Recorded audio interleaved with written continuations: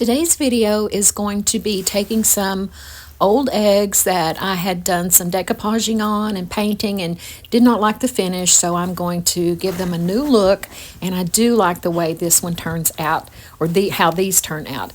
We are going to start with using molds, and these are just an assortment of molds that I have in my collection.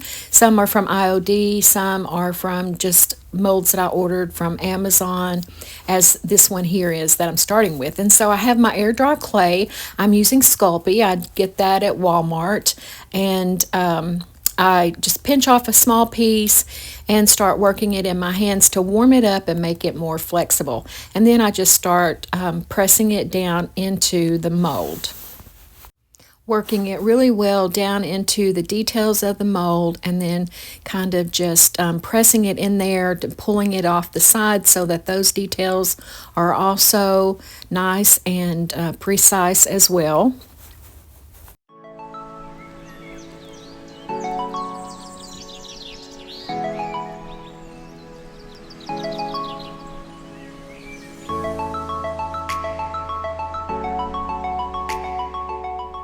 Okay, so I got that patted down in there nicely, and now I'm just gently unmolding it. The easiest way to unmold is by turning the mold upside down and kind of letting gravity just let it fall out. I'm using my fingers just to smooth down the edges and clean the edges up a little bit to give it a more finished look around the edges. This is one of the eggs that I decoupaged, and I just really didn't like it, so decided to use it for one of these with the molding air dry castings. So I was just placing it on there to see how I wanted it, and then turn it over and apply the glue, which I'm using Tight Bond Quick and Thick, I think it's called, and boy, this glue really holds. And when you're applying the glue, you do want to make sure that you get it along the entire back, and especially around the edges, because as the air dry clay dries, it's going to shrink a little bit, and it can pull away from the item that you're putting it on. So I'm just using my finger as I do. Like I've said before, my fingers are my most used tool when I'm working, and just real gently pull the glue out to the edges, making sure that, like I mentioned, that you've got all of the edges covered with glue. And then I'm just using my fingers to very gently tap around the edges, making sure that I get all those edges down and all that glue glued down. Sometimes it may squeeze out a little bit, and if that happens, you can use a paintbrush to brush it out. You can use a Q-tip to rub it off, or use a wet wipe even. So now I've decided I'm going to paint this egg using this new paint that I got from Waverly. It's called Celery, and I love this color.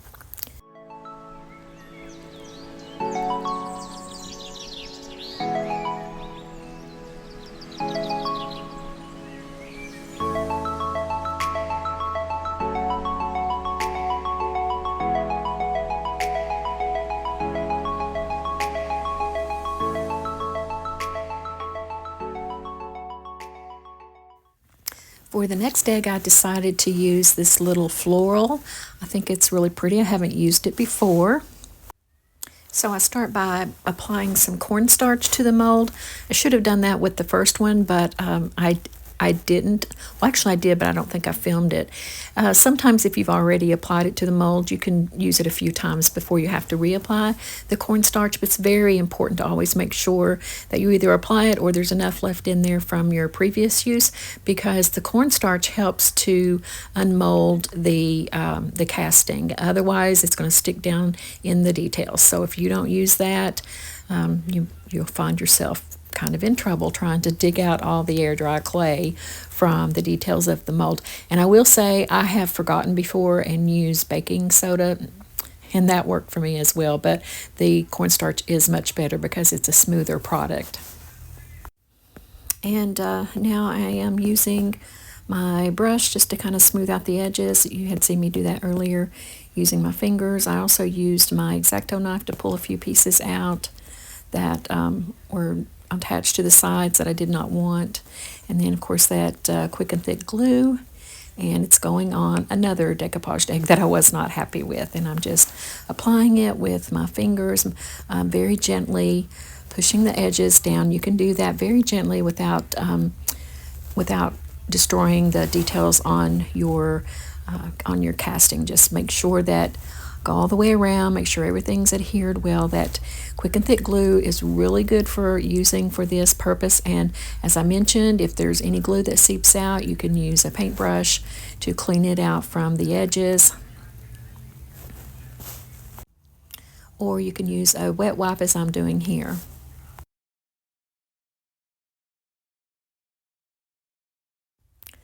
So I'm going to show one more casting. And I'm only showing this one because what I do with it after I get it on the egg is I decide to cut out around the swirly motifs on this long trim casting.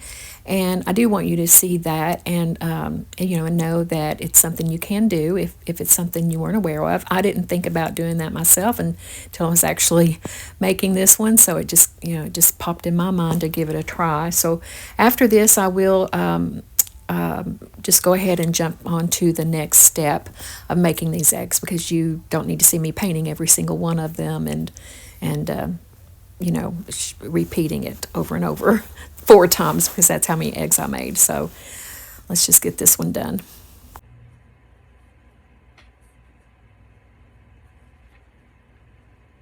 The reason I'm looking at it like this is I'm wondering if I could even take my knife and cut out around these edges. You know what? This is an experiment, so why not try it? I'm just going to cut around the floral. And this is where an X-Acto knife really comes in handy.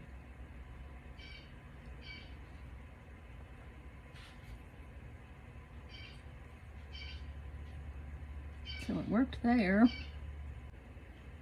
Yes, this was really the best idea for this, I hope. I'm saying that, I hope it's not prematurely,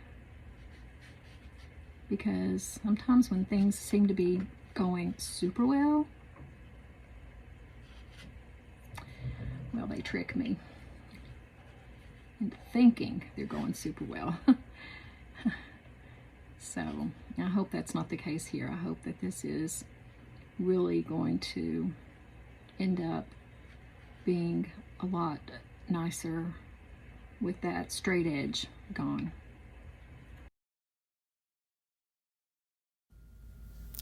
So now I'm painting this egg with Ballet Slipper Pink from Waverly. I really do like these paints. They're very highly pigmented, and so a lot of times on small projects like this, one coat is all you need. Certainly if you're painting something more that you need to be more durable, like furniture, you would do more than one coat. But for your DIY craft projects, really usually one is enough.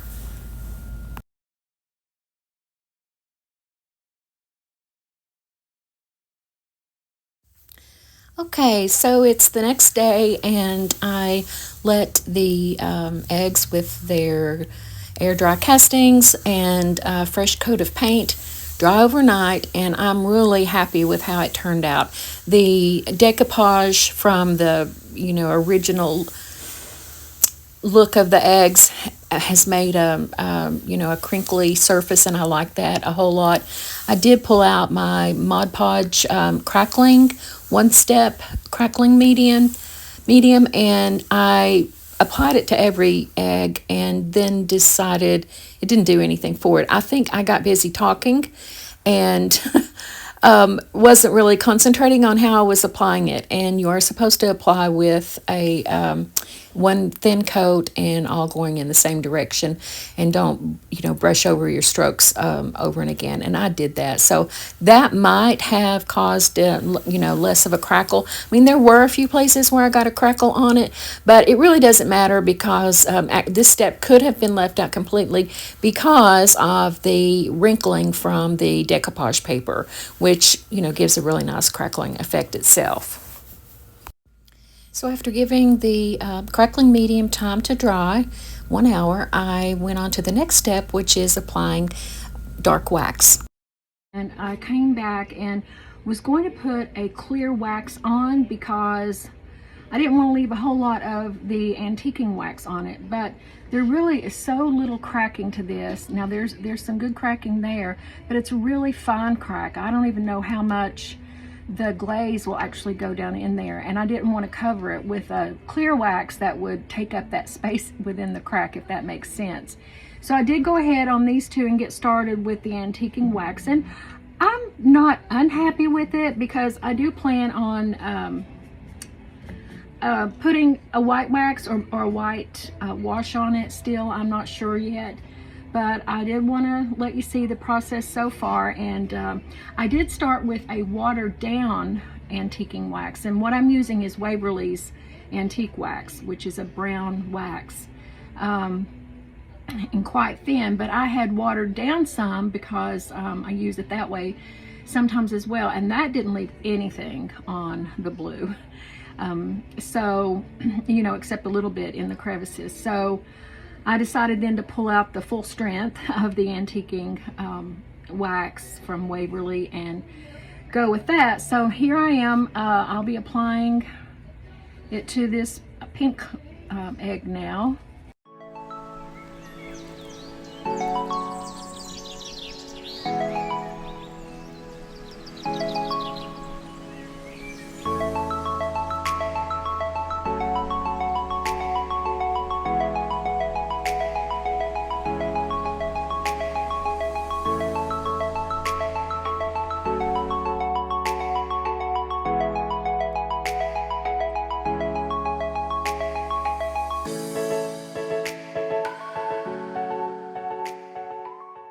Like I've said in other videos, I get it all over my hands. I have gloves right here that I could put on, and I just haven't. So I'm just applying the Waverly wax all over the one egg. It dries pretty fast, so if you were doing a large project, you would not want to do everything all at once. You'd want to do it in batches, but with an egg, it's fine. And I'm using wet wipes to remove the majority of all that dark wax. You can also use clear wax to pull off any dark wax that you have more than what you'd like to have.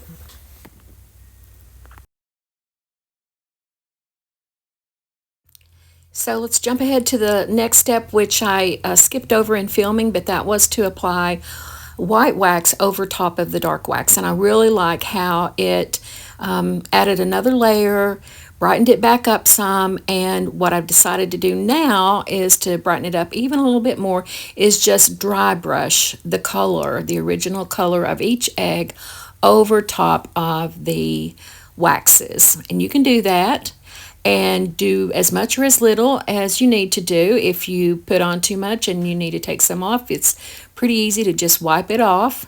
But here I am doing the pink egg, and I really like the finish. And all those steps were important because, one, I needed the dark wax to add depth and dimension, and I needed the white wax to lighten that up again and give it a little bit more dimension. And then I needed the original color to come back out and be seen a little and clean it up a little bit. So I'm really happy with those steps that I took. The only thing that I would have left out would be in this case the crackling, and that could very well have been my fault. I have not used that product enough to really know how well it works or not, and I do believe that it was probably, you know, error on my part, because that's a good product. Mod Podge is a good product. So anyway, I'm very close to being done here and showing you the final results. Okay, so I did a little bit more whitewashing, a little bit more dry brushing, like I'd said earlier. To get the finish that you want on something like this, you really need to have many layers. So I am happy with how these are now. If you notice, I pretty much covered up all of the darker wax, but there is, you know, still a little bit of it, and that's good. I like it there. And I think really what I want to do now is just add some gold rub and buff to highlight some of the features of the molds. And here we are using the rub and buff. I apply it with my fingers a lot of the time. Sometimes I use the brush. It just depends on how much detail you want. But for this, I'm just brushing it on the details of the air dry casting, so I can just real quickly rub over it with my fingertips. I'm really sorry that I've pulled this out of frame and you can't really see very much of what I'm doing. But I think most of you have seen me apply air dry clay before. At least I hope so. That would mean that you're watching my videos, and I have used it quite a bit.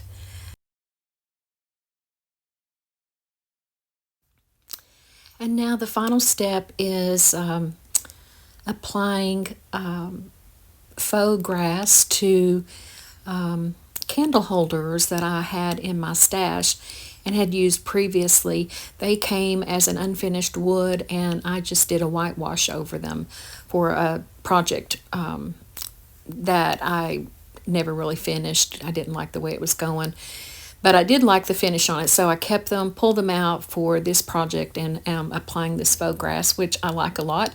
And if you'll notice, I'm wearing gloves. And after all that paint and wax, I didn't put gloves on, but for this faux grass, yes, I'm putting gloves on because it is so fine and stringy that it was getting stuck on the paint that was and glue and things that were on my fingers that had dried on my fingers, as well as I'm sure some dry skin. So I hope it was more of the product than dry skin, but it was just getting stuck, so I had to put those gloves on to do this. And I'm just applying the grass and then the eggs and just using hot glue, and here they are. I think the grass makes them look more elegant than they even are to start with. And I can see these being used at a table setting or on a tiered tray. They could also be really nice place settings. You would just tie a tag around the base and add the name, and that would be really nice as well. But let me know what you think and how you would use them as decor or something useful. Thanks. See you next time.